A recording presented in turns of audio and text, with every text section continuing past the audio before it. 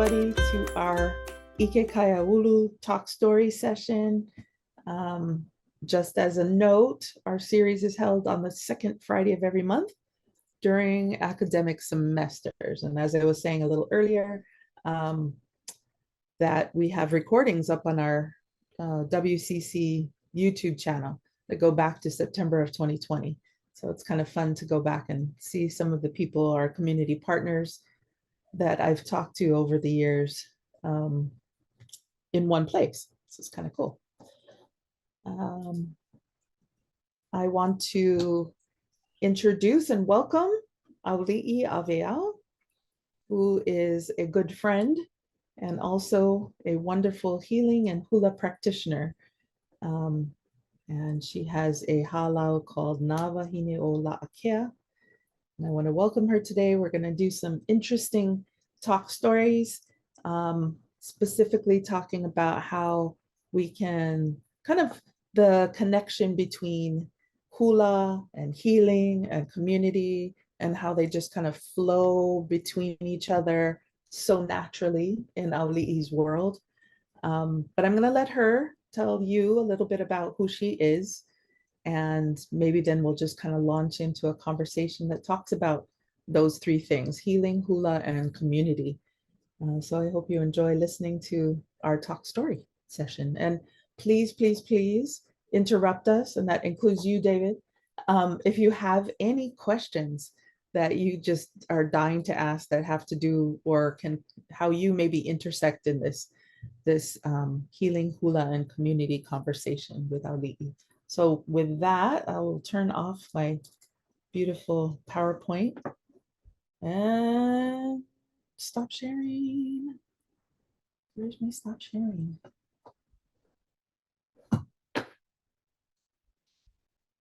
Oh, it's on the other screen, that's why. Okay, so I'm gonna stop sharing and we'll go ahead and have Auli'i introduce herself. Auli'i?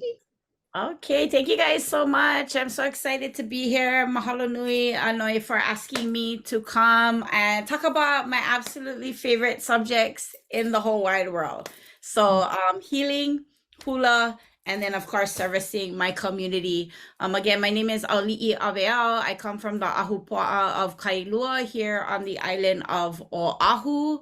I started dancing when I was a young child, and even though there were times when I took a big break from hula, hula always found me. And so I really believe it's been my calling.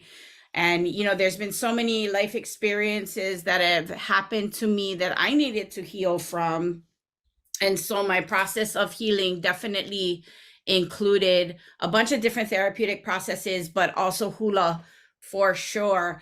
And because I, you know, entered the industry of social work and Hawaiian studies and substance abuse counseling, it just came really naturally that I would help heal the families that I was working with, you know, cultural traditions and practices, primarily hula being that primary vehicle. And so it's been my secret sauce, but it's also been kind of this really cool formula that has really worked for my own personal healing and recovery, and you know, my family as well as my community and abroad. So super excited to share about that with you guys today. Yeah. Which came first? Your work in healing or your work in hula or your community work? Oh, that's kind of hard to answer. Well, I mean, you said you started dancing hula when you were little, yeah? Yeah, you know, well, I started dancing hula when I was 5. I danced for 5 years with Myrtle Beamer in Kailua. And I think looking back at it now, healing and hula was happening even back then because I came from a very difficult childhood and family and environment where, you know, my parents were addicted to alcohol and drugs. There was a lot of violence in the home. And without me even realizing it, hula was my safe haven that I got to go to every week. And I didn't know it then, but now that I look back on it now, it was one of the things that just saved me and really saved my spirit at that time. One of the most difficult time periods of my life, which was about, between 5 and 10 years old. So I think healing and hula were already happening almost from birth for me. But it wasn't until many years later when I entered into my own recovery and healing process, probably in my mid 20s, that I started dancing again. Dancing, recovery, college, working in the industry all happened in the same year. I was 26 years old. It was in 1998. And it all just kind of opened up and the doors and everything just made sense and completely aligned for me. Occupationally, spiritually, academically, all the things. And then it was an easy fit for my family too. That makes sense.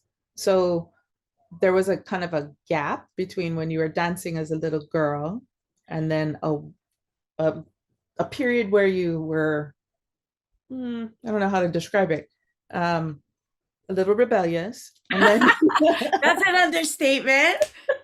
The wild child. And then you got your degree, right, in counseling.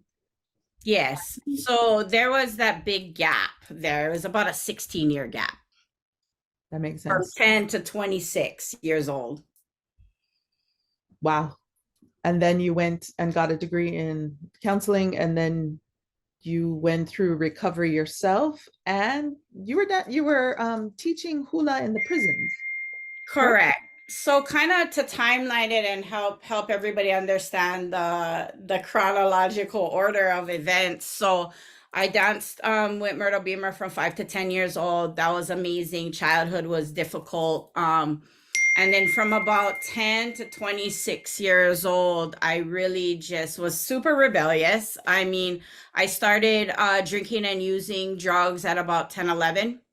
And by the time I was 13, I was pretty much hell on wheels. I had run away. I left home when I was 13. I've kind of been on my own ever since. I ended up getting involved in a gang. I ended up, having children. I ended up it was, I was running amok for a while and really, quit school, quit hula, quit competitive swimming, quit paddling, quit pretty much everything that was feeding my soul and making my life worthwhile. And it wasn't until I was 26 years old when I was giving birth to my fourth and youngest child that there was some divine intervention that happened for me. And it came in the form of Child Protective Services. And so CPS got involved. Thank goodness, mahalo ke akua, because they kind of plucked me out of this craziness that I had been living in and kind of threw me into my recovery process. And so that's how I started. I went to treatment. I went to every single type of therapy you could imagine. But at this time, I ended up meeting a beautiful woman, a beautiful Hawaiian woman. And I did not even know she was a kumuhula, and asked her to be my mentor at a community service project. And 30 days later, I was dancing hula again after 16 years. So my recovery was happening and I was healing and whatnot with my 4 children. I was dancing again for the first time in 16 years. And it was at this time that I decided I wanted to be a substance abuse counselor and really pay it forward, and really all the help that I had gotten and my children at the time, I wanted to be able to help my community. So everything kind of merged. And within the first year of my sobriety, I was asked to be a youth counselor at the Bobby Benson Center. So I was working with youth for the first couple of years in my profession, and then also recovery. And then I was asked to develop a culturally based therapeutic community in the women's prison my 3rd year. So that's how it all kind of came to a head. And so, it's kind of hard to say, what came first, the hula, the healing, the community, because I feel like they were all dancing together from when I was a very young child. Yeah. It's amazing how it all came together all at once, but that's how things happen in your life. I've noticed. Definitely. They go bam, and then you react. So that's pretty cool. And so did you taught hula in the prison or a Yeah, cultural so program? we adopted 50 inmates that were already there. We had a whole module. I was brought on a team of 5 other individuals to create a culturally based program. It was a beautiful program. We based everything on the kukui nut tree and the growth stages and you know, culture protocol, right? So I talked to my kumuhula at the time, and we were discussing the needs of the women there at the prison, and she gave me blessing to start teaching classes there. And so that was the very first time I started teaching. It was in 2002. So a little over 20 years ago, we started doing these beautiful musical productions with these women there. They would tell their stories of abuse, of addiction, criminality. We would put musicals together. They would create narratives and skits, and then we would perform this for the other general population inmates and then their families.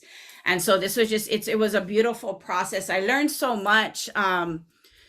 Being a newcomer, right? Not just teaching for the first time hula, but also just being very new in my career, only 3 years in. So it was amazing. I was there for about 7 years. I worked my way up to be the clinical supervisor there. And it's really magical what was happening there behind, closed doors. Wow. Makalena asked in the chat, was that with Kumu Malina Ko'ulukukui? No, it was actually with Noelani Kapuakuni Tashera. She was my kumu for 10 years, for a long time. But I do know who you're speaking of, Makalena, because I met her through Paku'ialua, and then also through some other work that we've done in rehab programs. That's awesome. Since there's a little bit of a pause, does anybody have a question that they'd like to ask Auli'i before we continue on with this incredible talk of her life? Not yet. Okay, hold those thoughts then. So I'm interested in, you said you created musicals, which is kind of a funny thing to think about. And how was it for the women in the prisons to have their culture or Hawaiian culture presented to them?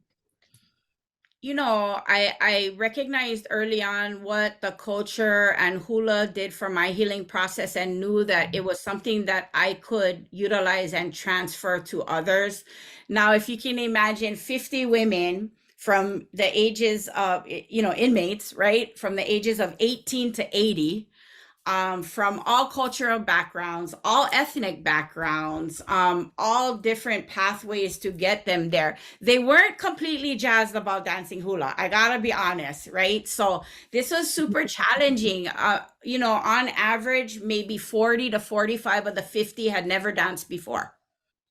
So there was a lot of resistance, right? And then there were others that had really negative experiences about the culture, about being Hawaiian, about dancing and practicing, that we had to really break through those barriers. And then you had the handful that just absolutely loved it, right? But for the most part, it was very difficult to get them to understand what this had to do with their healing process and treatment, especially if they weren't Hawaiian. It's like, what does this have to do, with my treatment and my, parole and whatnot? And, I think bringing them through the process of genealogical work, learning how to dance and chant, because it wasn't just about learning the mechanics of it. It was about, facing all your insecurities too that came up. Right. It's about, a lot of the women had sexual trauma issues, right? So just the femininity versus the masculinity stuff would come up. It was perfect for us therapists, because all I had to do was call hula class and everybody was triggered and upset and resistant. And we got to really work through what that was all about. But I think at the end, once they saw the final product, they were just blown away by what they were capable of. And really what they had learned, and how their families responded to seeing them in that particular light. Like I said, most of them had never danced or chanted or, did anything of that sort. And so for them to do that in the presence of not just their families, but their own kupuna was unbelievable. Yeah, I'm sure half of the time it was very much a surprise as to how they felt. Definitely, Because definitely. things like that creep up on you where you don't think it's affecting you and you're fine, you're fine, you're fine. And then all of a sudden it's like, whoa, I've really kind of gone into an area that I'm not comfortable, but I feel so different and don't understand why. Yeah. That's really awesome that they were Yeah, able it was to. very, very challenging for all of us, but also really rewarding at the same time. So it's beautiful, actually. Some of Yeah, my greatest, greatest memories, and you know, the greatest gift is running into those women and families still in the community here today. You truly. know, yeah, Yeah, that would be very rewarding.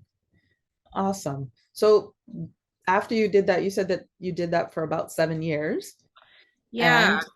And when you stopped doing that, then what were you doing?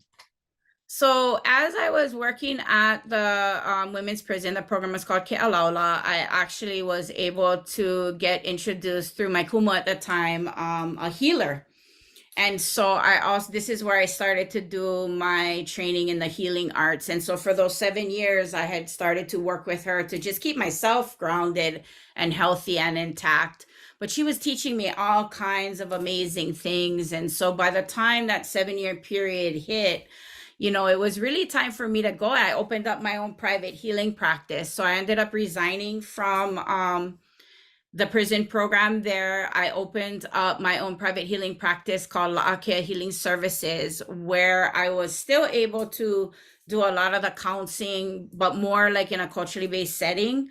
I was doing a lot of the energy work that I was being taught. I started to, you know, do some of the blessings and, you know, really support people during the most special times of their lives, you know, with their weddings, officiating those ceremonies, and with celebrations of life, providing support when, you know, there was a loss of a loved one, and then doing more community work. So I think that's really was my transition to doing really intensive community work, because I was really literally locked up for 7 years.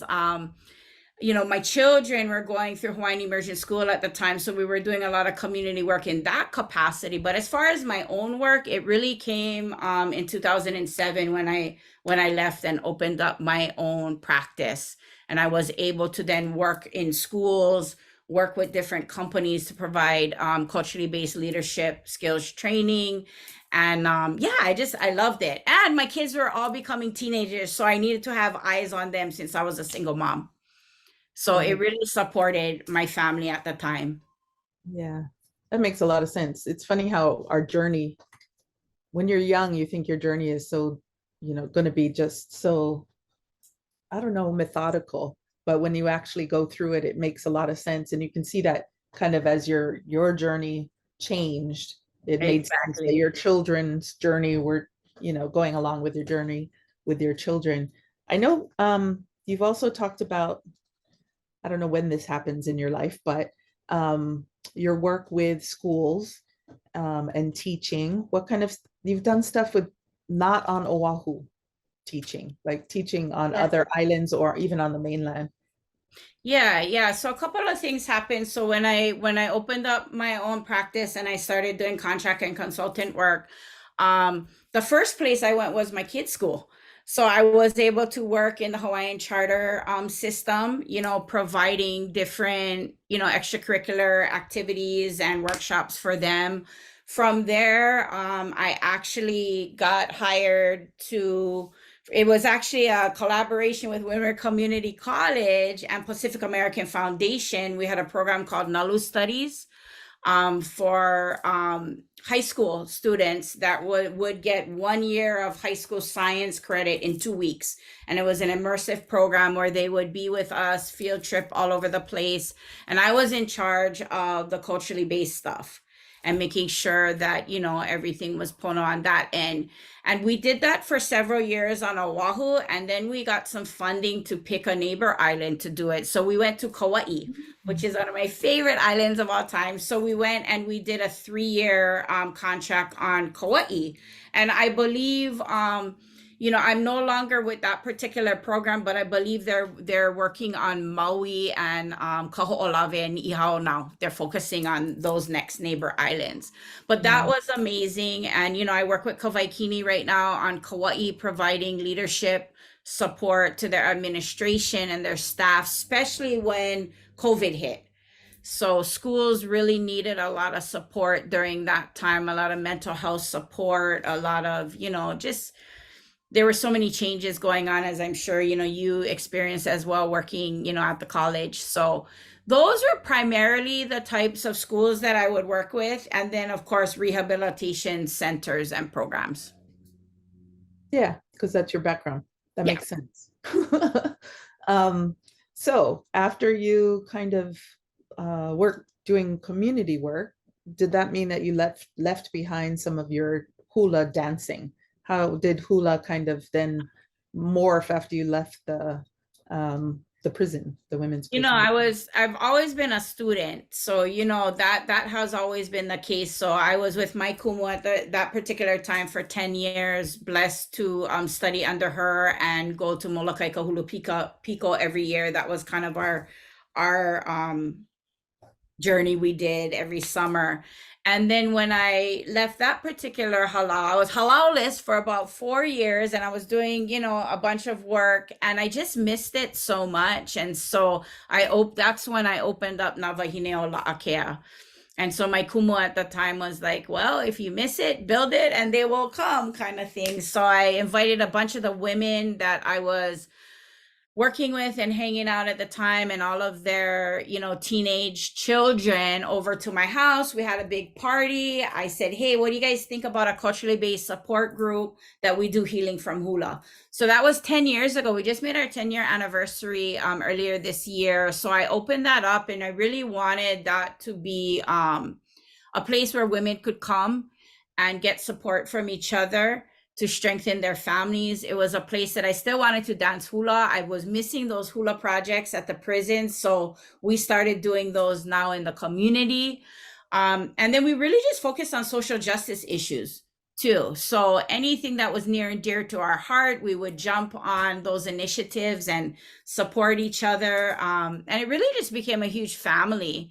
I brought in a whole bunch of other culture practitioners. So I was the po'okumu, but I brought in other kumuhula. I brought in other practitioners that would workshop with us, teach us about different aspects of the culture and spirituality. And that's been, super rewarding. We had to go on Zoom as well.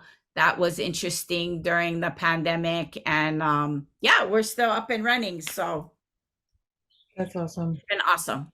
Yeah. Tina, did you have any questions? Or Ashlyn? Not at this time. I'm just really learning and listening. Thank you for all this.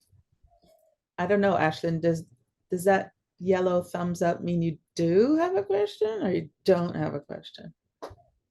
No, I'm good right now. Just okay. It means I'm good. Got it. Yes, thank you. What about you, Makalena? Do you have any questions? Hey, so Auli, again, congratulations on your uniki on Saturday. Mahalo. Thank you so much for being there to support us. It was wonderful. Oh my goodness. Okay, so how did you get to Kalani? Oh, okay. So it was funny, right when I was starting Na Wahine Ola Akea, a bunch of different ho'ailona or signs or synchronicities got me to Mapuana de Silva. So I was actually I knew Mapuana because she was the kumuhula at my kid's school, Kamakau. And I knew her because I'm from Kailua, and, we have the Kailua connections. And I really thought long and hard. It was very hard to go from having a kumu for 10 years and then not. It's like, where do you go? So I spent 4 years really just in Pule, trying to figure out where do you go next. And so some things lined up, and I figured, okay, I'm going to go back to my roots in Kailua. And I knew that would be a good place to start for me because I knew she was heavily involved in Kailua initiatives and mo'olelo and history. And I should, go back there. And so I spoke to her. I started with her. I was with her for 5 years. I actually got the privilege of dancing under her daughter, Kahikina, in her classes. And then I was introduced to an Uniki program that Mapuana had. So like within a couple of months, I was in Kahikina's class and doing this Uniki process with Mapuana. So I did that for 5 years and it was amazing. We did competition, which was really out of the norm for me. That was a whole different process. I was used to ceremony and Molakaika hula piko, but looking back on my hula journey, I'm seeing how every kumu hula, every teacher that I had really filled a huge gap that I had, that I needed. And one day she calls me in and she tells me that she wants me to go to Kumu Kalani. And I was kind of not, shocked, like, okay, first of all, who's Kumu Kalani? And what do you mean I gotta go to Kumu? But like Kumus have a way of knowing what to do with you, Kumus have a way of seeing the bigger picture. Kumuhulas that have been around a long, long time have insight and foresight. And I think, she told me, I want you to reach out to Kumukalani and see if he has anything going on. You'll always be an Ilima and you can stay and do this. But I think you can materialize your goals quicker with Kalani and the things that you want to do for yourself and the healing and the community. This is where I think you should be. And I was like, okay, Kumu, follow the Kumu's instructions. So she said, I don't know if he has anything going on or what, but see. So I ended up reaching out to Kumu Kalani Akana. And I met with him, and sure enough, he had a cohort of a lot of amazing people already, a lot of kumuhula musicians, educators. I mean, just an amazing bunch of men and women that he had already been working with for a year and a half. So I was coming in late to this process. He basically granted permission. He said, you know what, come, do what you can to catch up, and we see what happens. And so I started with Kumu Kalani about 5 years ago. So I was simultaneously with him in Mapuana. And then it became very clear that what Kumu Kalani was requiring of us was going to be way more than I could handle doing both of them. So I met with both of them and kind of talked to them, and they both agreed. And so Mapuana gave my blessing to fully be with Kalani and to focus on that particular program. And that's what I've been doing for the last 5 years.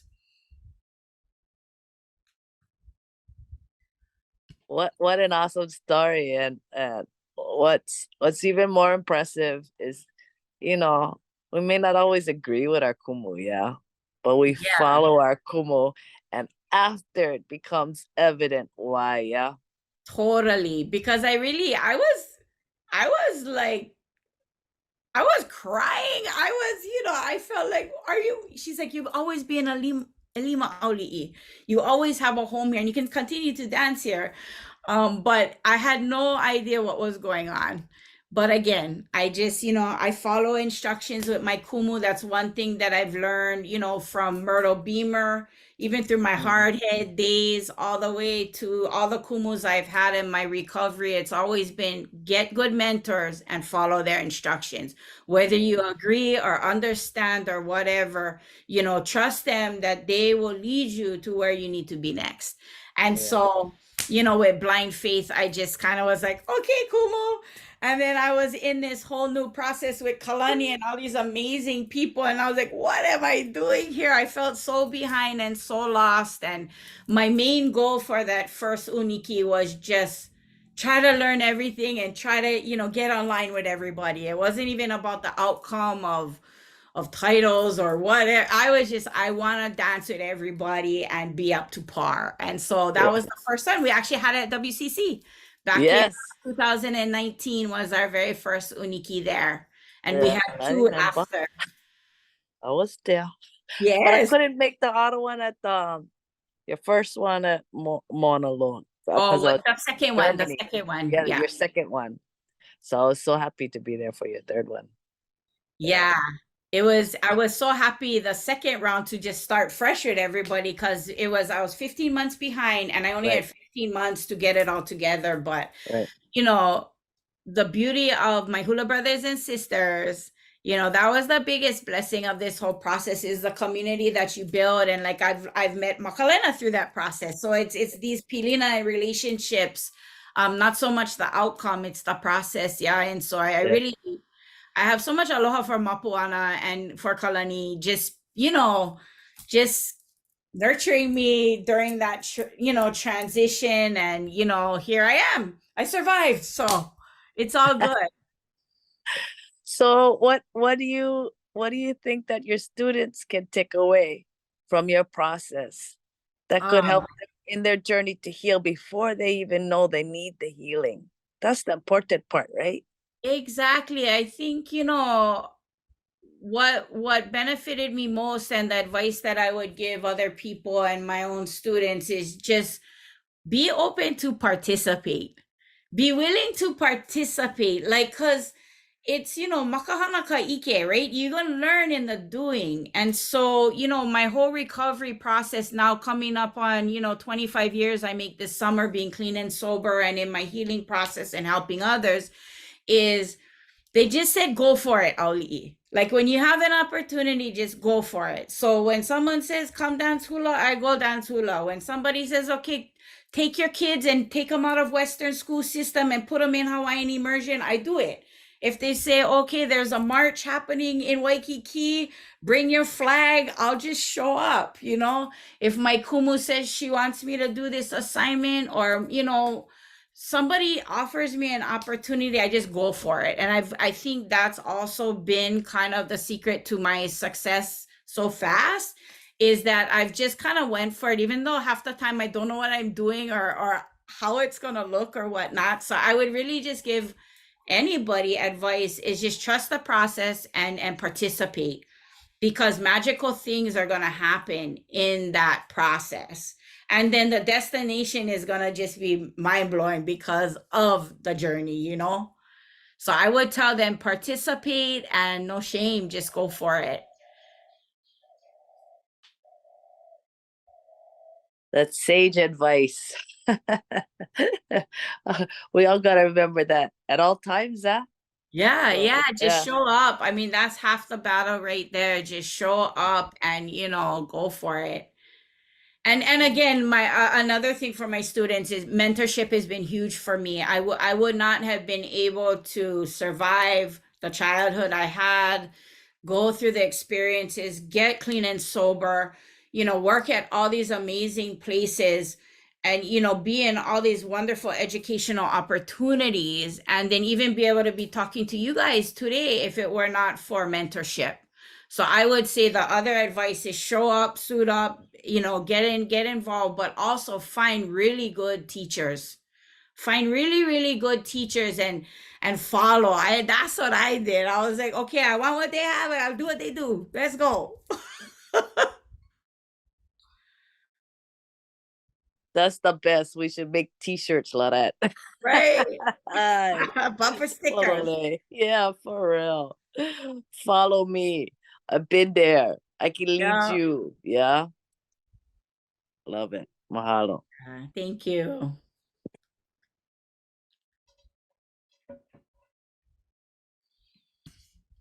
Oh, I think you're on mute, Noi. Sorry, totally makes sense. To show up and follow. And yeah, mentorship is very, very important. And the other thing they told me was, you know, Auli, figure out what you love to do and make that your life's work.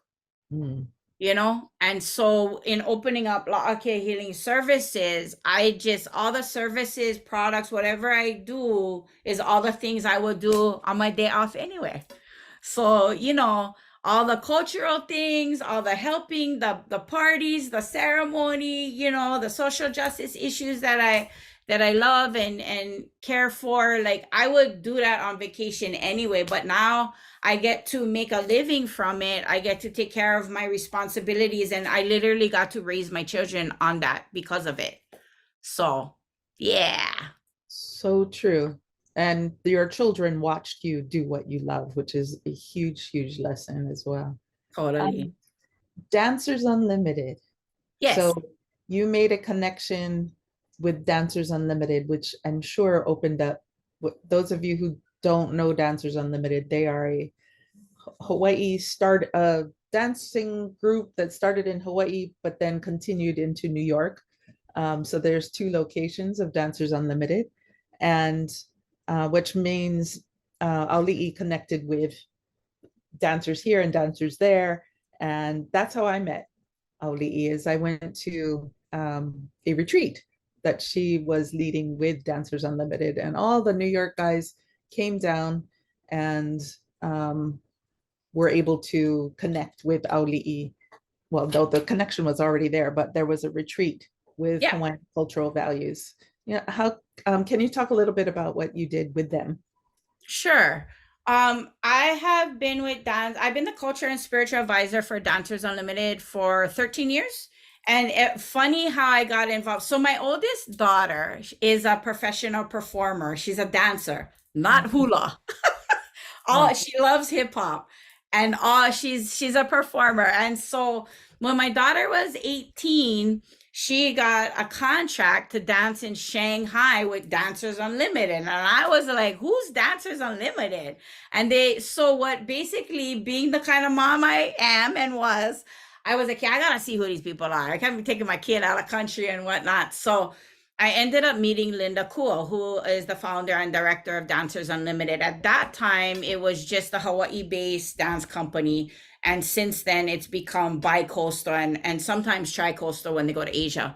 But we hit it off. We became fast friends. Linda hired me on to become the spiritual and cultural advisor for her company. I would get all of her dancers ready. We would do healing sessions and alignments to make sure that they were prepped and ready for their seasons. And then my daughter was a part of the company. So that was my initial connection. My daughter, since, she was with them for about a year, and then she went to Vegas, where she's been spending the last 10 years dancing out there. But I've stayed with Dancers Unlimited the whole time. Linda relocates to New York, which is the New York connection. So now we have dancers there. They have transitioned from the early years to now be doing pieces just like we used to do at the prison. And so it's all about social justice issues, performing arts, and how, dancing, spoken word, art, all of those things can help heal and give us solution to some of the problems our community and world is going through now.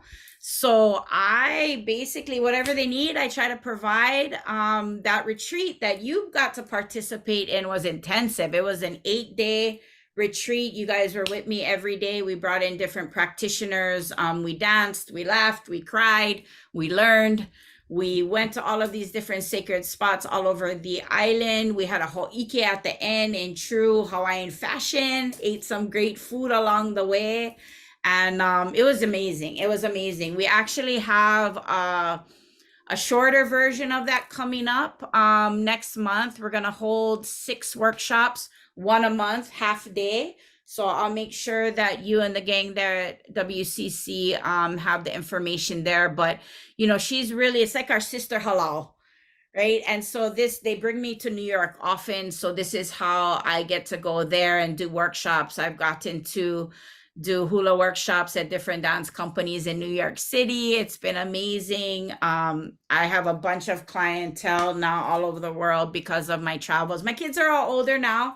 They're all in their 20s and one is 30. So I can travel now and I go visit all of them. And so I've been able to kind of take my healing practice abroad. And so it's been amazing.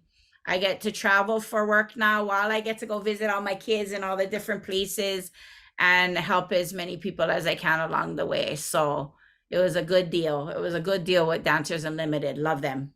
Yeah. And now what's really funny is, like I told you earlier, now my daughter, who's 18, is going to join Dancers Unlimited. God, I think that's so awesome. I cannot wait to see her first performance. Yeah, I think it's really cool because we have known Linda for a million years, since 2011. in a different capacity. So it's kind of a funny thing that now it's full circle and you're going to be advising my daughter.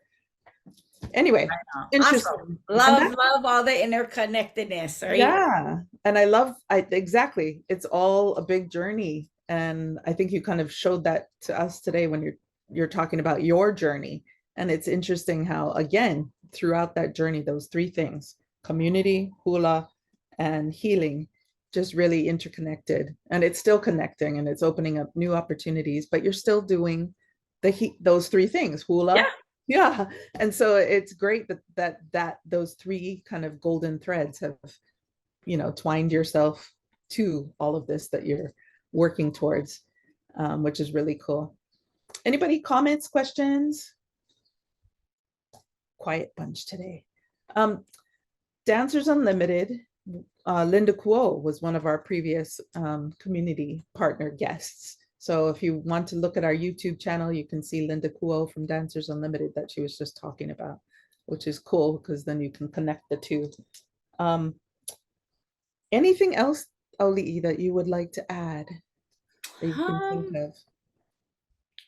No, I'm just grateful for this opportunity, to talk to you folks today. I love the topic, of course, I love hula, I love healing, and I love community-based service work. And, like I said, this has been my secret sauce that has really supported me and my children, helping raise my children, raise myself, and just feel like a, productive member and contributing member, right, of my community is like, what can I do to help make it better, right? You always want to try to make things better. So, with healing, with hula, and having accessibility to the community in the ways that I do, I'm in a really good position to make positive impact. And so, that's just kuleana at this point. My privilege and my honor to do so. Awesome. Makalena mentioned in the chat that she needs to run away to song contest. My daughter's going, of course. Oh, yes.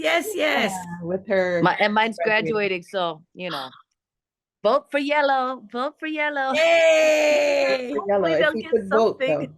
Love it. Well, thank you so much for jumping on, Makalena. I appreciate you and have a wonderful time this evening. Congratulations for your daughter. What a journey. Yeah. Okay, ahui ho. Okay, Makalena. So cool. I can't think of any other questions that I want to ask you. I think you've done a wonderful job taking us on your personal journey, and I'm always so totally floored when I hear your story every time, because so many people that would have gone through what you've gone through would not be able to continue on the way that you have. And you have definitely paid it forward in a lot of the things that you do, which is awesome. And by bringing the Hawaiian culture into it, of course, it's 20 times better, in my opinion. Definitely. Yes, for sure. So unless Ashlyn or Tina or David have any questions, I think we'll kind of bring it to a close. No questions, but thank you. That was really lovely. Thank you so much for being here. Appreciate you. Yes, thank you for joining us. Thank you for sharing. Yes. Yeah, mahalo nui. My pleasure. Excited for the future, excited for the work that maybe we'll continue to do. Yes. I'll keep you posted on all the things, all the workshops, all the opportunities for health and healing. And, you'll have all that information from me if you ever come across anybody that needs support or wants to dance. Yes, for sure. Okay, well, I think we'll call it a day. Thank you, everybody, for showing up. And thank you, everybody. Thank you guys so much. Ahui ho. Ahui ho.